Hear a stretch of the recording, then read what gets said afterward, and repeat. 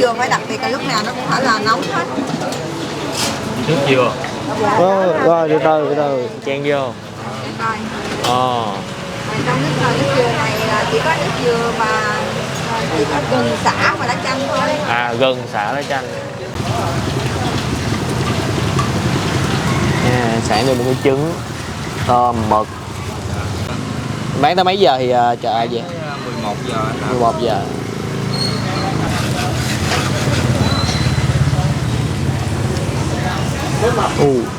Ủa cái này là mình có cái gia vị trên đây nữa không? Dạ không, cái này chưa. Mình rắc cái đó rắc gì vậy? Dạ, cái này muối Thái rồi. Muối Thái là xong chưa? Dạ, cái này là xong rồi. Rắc mỡ hành lên thêm. Hấp dẫn quá.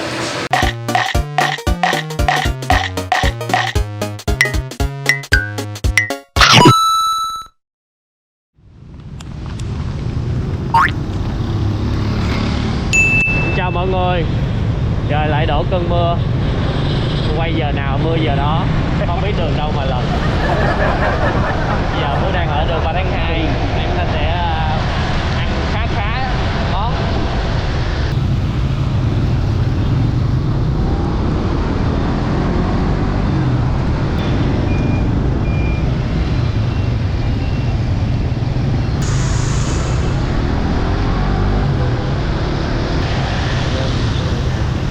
Lên trên mới vòng lại đường.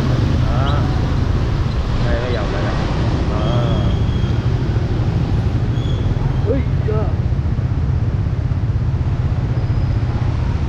Để xe đây nha cả nhà. Để luôn.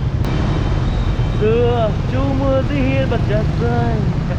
Mình bữa nay là chúng ta là chú mưa tập 2 nữa rồi. Ngày hôm nay chúng ta sẽ đi ăn những cái món ăn ở trong chợ Hồ Thị Kỷ. Hiện tại thì Phú đang gửi bãi xe ngoài, chúng ta sẽ đi bộ vô. Ở đây sẽ giữ xe từ 5 giờ sáng cho tới 9 giờ tối nha mọi người. Chiều đó để là 23 giờ để những người làm ở đây người ta làm nguyên ngày á, 5.000 một lượt. Rồi bây giờ chắc là phải đợi tạnh mưa. Ok, xin chào quý vị khán giả, cô chú anh chị và tất cả các bạn đã đến với VM Food Travel. Thì bạn mèo đang lủi đâu để gắn máy rồi. Bây giờ mình sẽ đi vào trong đây, mình thưởng thức một cái món đầu tiên. Thì hiện nay là sẽ có một số món mới vừa mới xuất hiện. Bây giờ Phú sẽ đi trải nghiệm một số cái chỗ mới đó và chia sẻ đến cho mọi người. Mọi người nhớ like, share cũng như là nút subscribe nha. Hồi nãy mình gửi xe từ ngoài đúng không? Bây giờ mình đi vô luồn cái tí xíu là vô chợ Hồ Thị Kỷ thôi. Phải không kỹ không nha. Đó.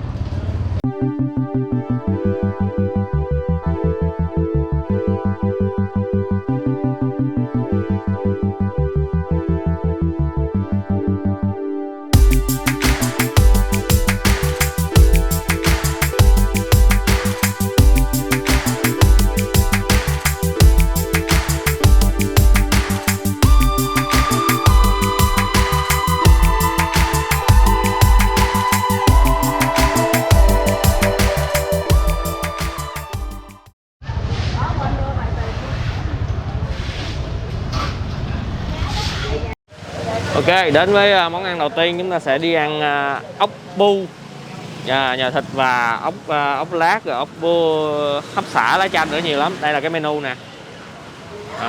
Ở đây mình bán mấy giờ? Em bán từ 3 giờ tới 10 giờ. 3 giờ là bán hả? Nghe mình tưởng 4 giờ. Cái này là ốc bu nhờ thịt đặc sản Đà Lạt, bán theo con.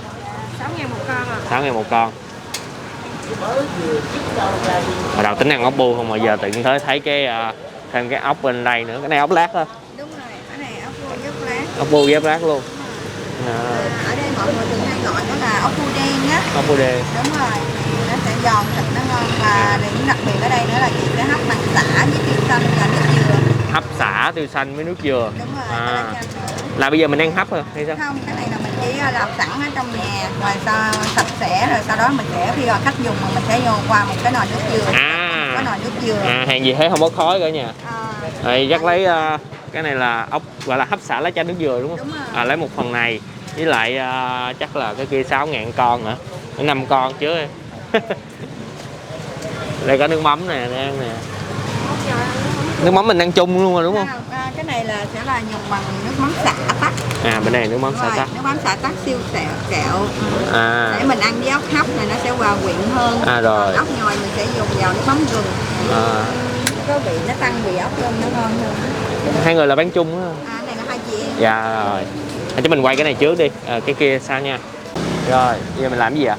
Bây giờ khi mà mọi người, bây giờ em đang order một phần ốc đúng không? Trước tiên mình sẽ cho xả này, một ít ớt và một ít lá chanh vào. Sau đó mình sẽ để ốc lên.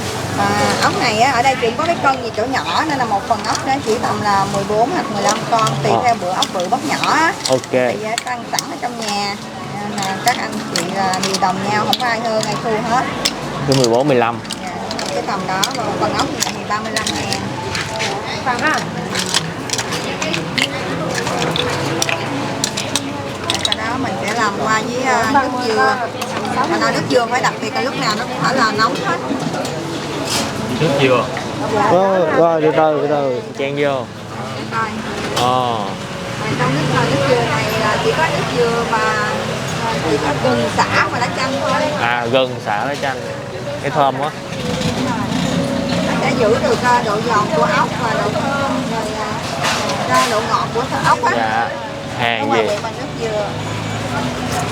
Hàng gì hồi nãy em đứng em thấy không có bóc khó mà thấy gì sao nó có nước ta?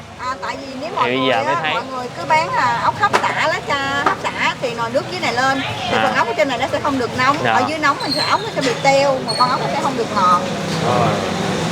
Tại vì ốc này càng ngày thì ốc nó bị teo và dai. Dạ. Ủa cách làm này ở đây của mình là ở đâu chị? Tự chị nghĩ ra, tại vì tự chị nghĩ ra. ở quê á, ở dưới quê chị xong rồi cái ở nhà làm ăn thấy ngon và đúng.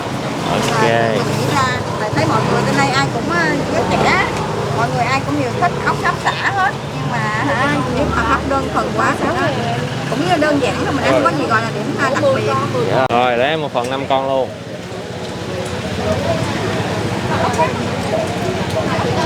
Bự quá vậy? Có con bự con nhỏ ha? Có bự có nhỏ không anh? Mà cũng đồng giá hả? Dạ đồng giá 6 một con anh. Con kia bự tổ bố.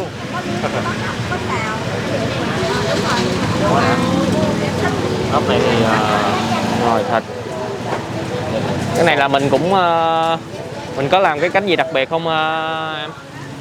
Dạ có anh, ốc này là ốc bu nhà thịt, ở nhà là em tự làm. Dạ. Ốc nhồi ăn với mắm gừng. Nhồi với thịt Dạ với nước mắm gừng. thịt xay hả? Thịt xay, ốc thì có thịt ốc và thịt ốc xay và thịt ốc và mà xà sống anh. À rồi. Ok.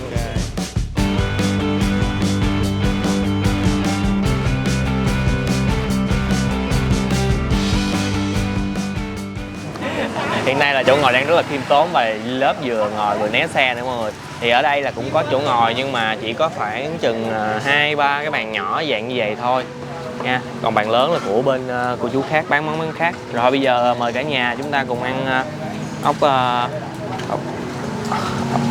ốc bu nhồi thịt và ốc bu đen. Đây mình húp miếng nước thôi. Lợ lợ.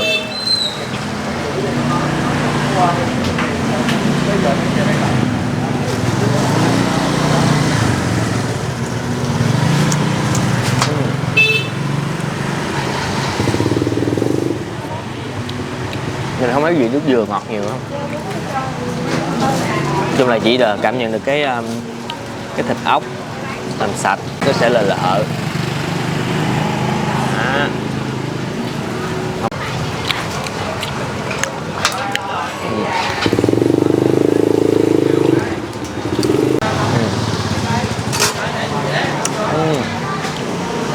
Chưa đã lắm. Cái này mình thích là nó đậm đà không? Rồi, thêm con nữa nhảy qua cái này luôn mọi người. Quá đỏi. Đây là cái con bự nhất thì phải. Đâu, con bự nhất nè. 6.000 một con. Nãy con lấy ra chụp hình rồi bị rớt. Thử nó luôn. Đồng chứ hả? Đang chấm. Đây. Mọi người thấy thịt ốc không? Thấy không?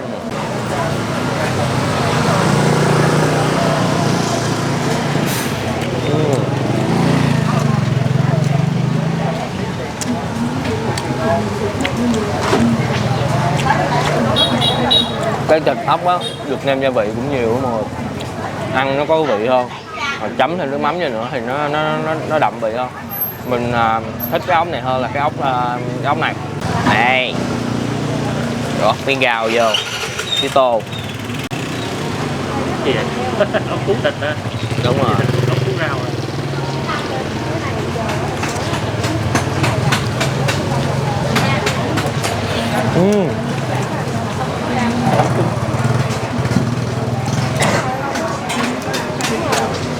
Ngọt. Món này mọi người, món này chưa ưng nha mọi người. Món này là cái là chưa cảm nhận được cái vị ngọt nước dừa nhiều. Nếu là mình sẽ nói để sao cho gia tăng cái hương vị nó thơm hơn, nó đậm vị hơn. Đây thì đậm vị nè. Con nữa mình rút nha, để là con bự cho bạn các bạn. Gớt.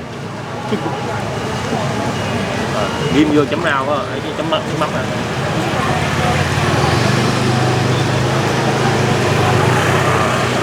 Cô già. Mắm gừng.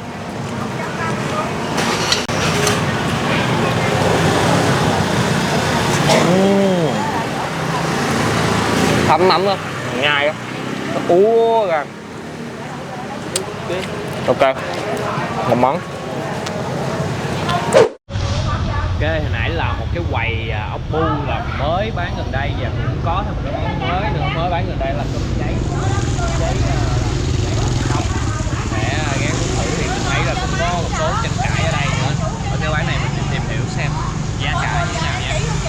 Chỉ là 107 chứ là từ mình gửi xem đi vô quẹo cái là tới thấy liền. Ok.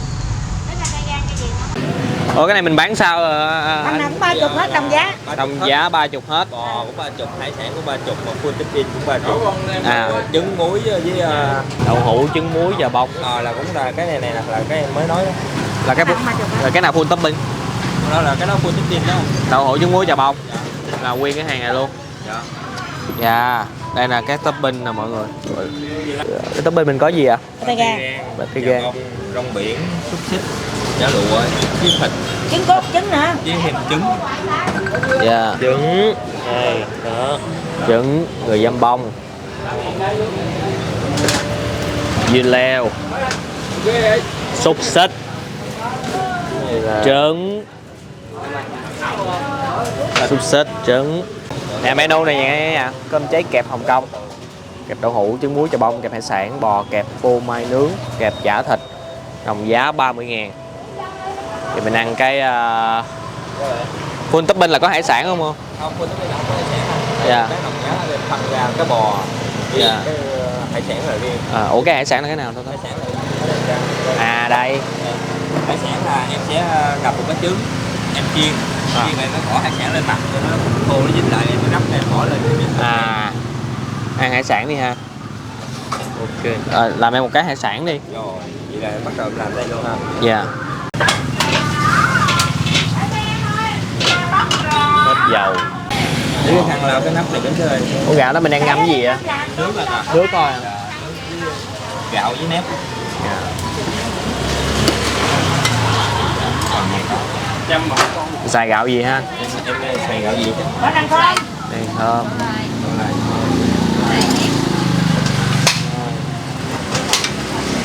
Một phần là 2 cây vậy ha. Một phần một khay. Một phần một khay. Cho quay luôn. Dạ. Khoảng bao lâu mình chín cái này ha? Dài 7 phút. 7 phút. Dạ. Bây giờ chín chín rồi giờ chỉ lấy màu thôi nè. Đang cho lưng neo con. Cháy cháy ở phần dưới rồi cả nhà. Đó giờ xong rồi đó nè. Không chỉ mấy rồi. Cái hải sản nè. Cái hải sản.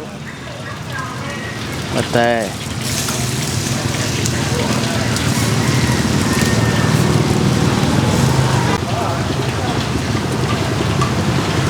Hải sản được cái trứng, tôm, mực.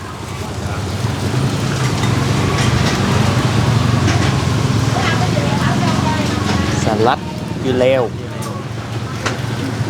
Mấy giờ hàng mình dọn ra hả? Là 3 giờ rưỡi à. 3 rưỡi. 3 rưỡi bắt đầu mình bán. Vậy thôi nhé. Bán tới mấy giờ thì chợ ai vậy? 11 giờ. 11 giờ. mayonnaise.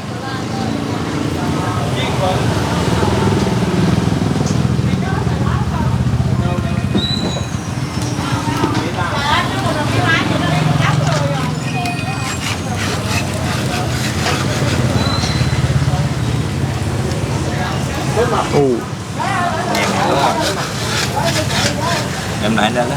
Ok. Đứa nào xét đây nè. Dạ. Ok, cái này của bạn Mèo nha cả nhà ơi. Cái này là trứng muối chà bông đậu hũ.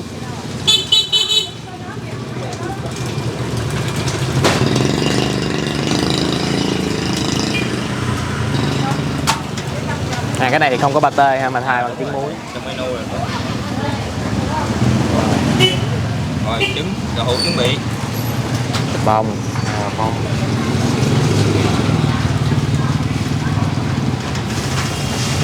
Rồi đậu hũ đâu? Cái của bạn Mèo nhìn có vẻ nhiều topping.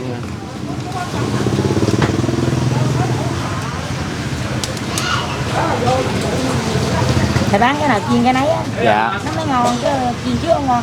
Rồi chị chiên trước là mặn à. Dạ. Nấu hết trơn à. Có ấy ăn ba xào dầu thủ không? Không.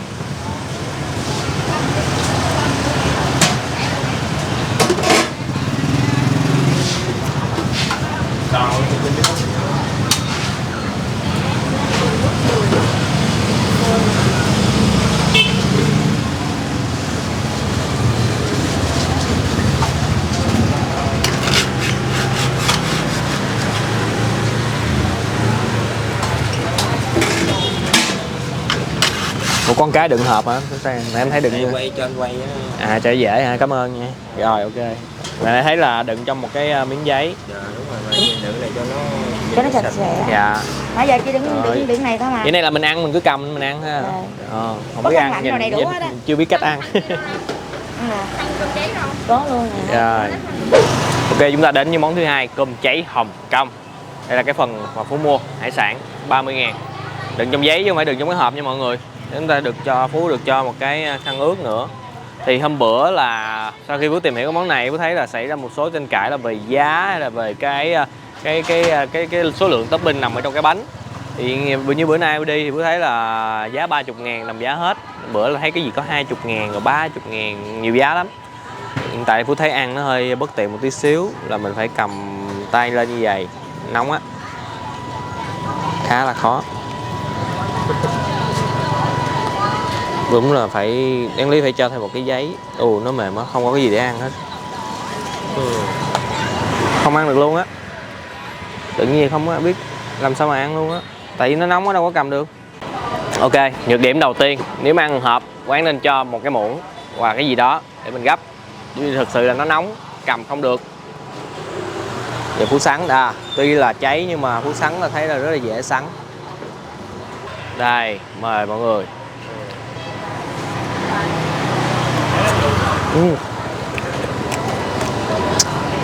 Cái này trứng hồng đào, nó chảy ra, nó ăn nó không có độ béo. Cái hạt cơm vẫn có độ dẻo và nó cháy giòn, có lớp mỏng mà mình dở lên nha. Coi chừng nó rớt này. Rồi cơm hải sản rồi, đây nè. Đó, nhìn ở trong nhìn cũng hấp dẫn ha. Sắn cái là bể không rồi, dễ. Mình có tưởng nó bị khô cứng.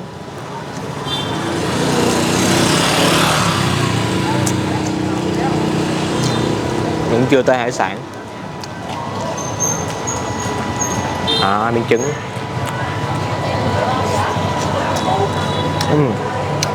Nói chung đó là hương vị nó cũng sẽ không có gọi là quá dạng là có một cái hương vị nó đặc biệt lạ. Nếu mà mọi người ăn cái loại mà giống như là Phú thấy là có chả và lụa thì thấy những cái nhân nó giống như là bánh mì, mình ăn bánh mì thịt vậy đó, mà thay là cái cơm cháy. Ăn cũng được, nó là một món ăn vặt.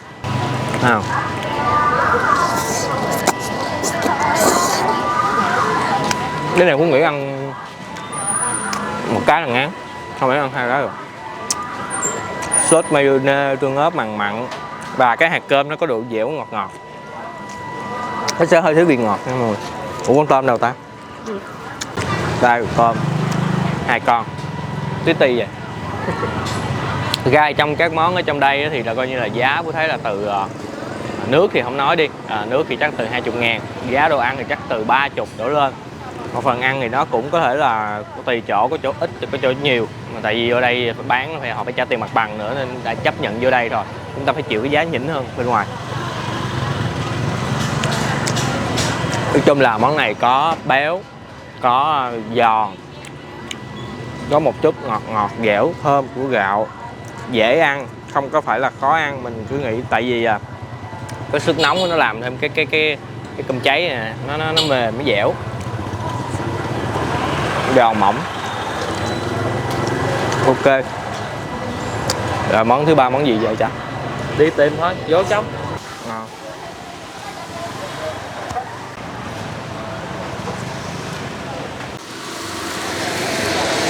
Ok, miệng chưa nha, xong đã nhắm được tới món thứ ba. Đó là mực giòn vị Thái, cũng là một món mới. Ở đây Phú thấy là có hai giá 35, 45. Ủa 35, 45 là sao anh? Dạ 35 là rau nhỏ, còn 45 là rau lớn ạ. Nhưng mà vị cũng giống nhau. Dạ, đúng rồi ạ. Rồi. Lấy cái rau lớn 1 phần 45.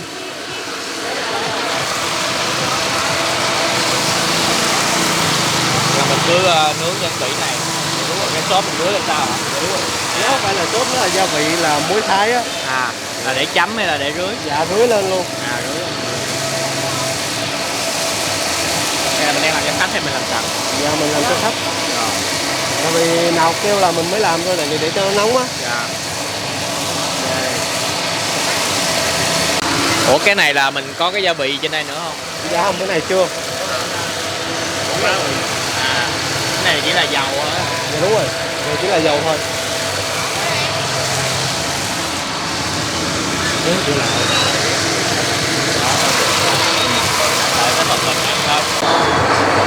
Mày rắc cái đó rắc gì vậy?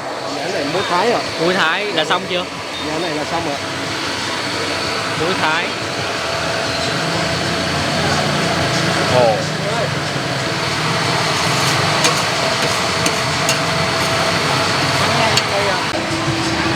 Rắc món hành lên thêm. Chuyện hấp dẫn quá. Đó luôn, đồ ăn vừa có, nước cũng vừa có rồi. Nước thì phải trả tiền liền, ngồi đây nha mọi người, 50.000 2 ly. Đây.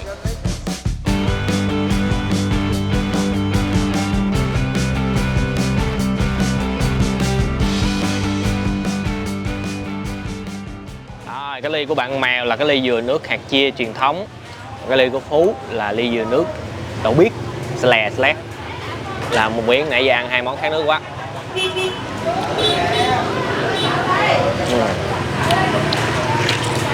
Rồi gặp ngay trái dừa này nó hơi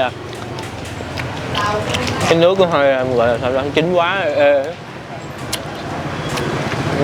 Nó ngọt giòn. Đây 45.000. Vậy là 4.500 một xiên. Đây là rau lại lớn, nhỏ hơn là 30.000, nhỏ hơn chắc bằng phân nửa rồi quá. Cái mùi nó là mùi mà không biết cái mùi miêu tả cái mùi sao, gọi là mùi Thái đi ha. Nó cái mùi của cái loại dạng này nè, nó không phải là dạng thơm, mà nó cũng không phải là dạng sao ta, nó nồng nồng, có một chút gì đó cay cay của bột ớt đó. Rồi người ta làm nguyên cái sau này nhìn hấp dẫn à. Rồi chơi, xin mình cái muỗng của bạn nha, để lát mình vớt cái này.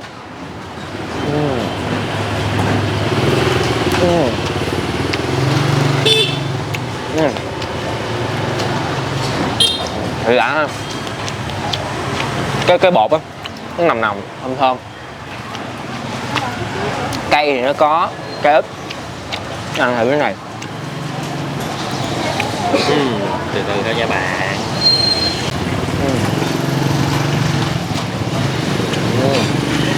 Nhưng mà để nói nhược điểm như món này thì Phú có thấy có, hay là ở cái quầy làm mọi người có thể thấy là cái bếp bán cái dầu á, nó hơi bị sậm màu, nó khá sậm màu, cho nên là mọi người có thể cân nhắc để thử cái món này ha. Ngửi cái sốt nha.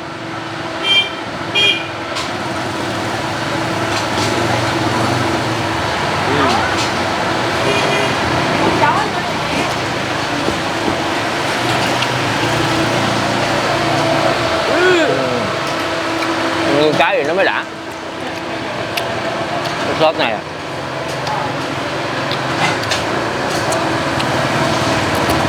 có chanh, có sả và nhiều cái thứ khác nữa.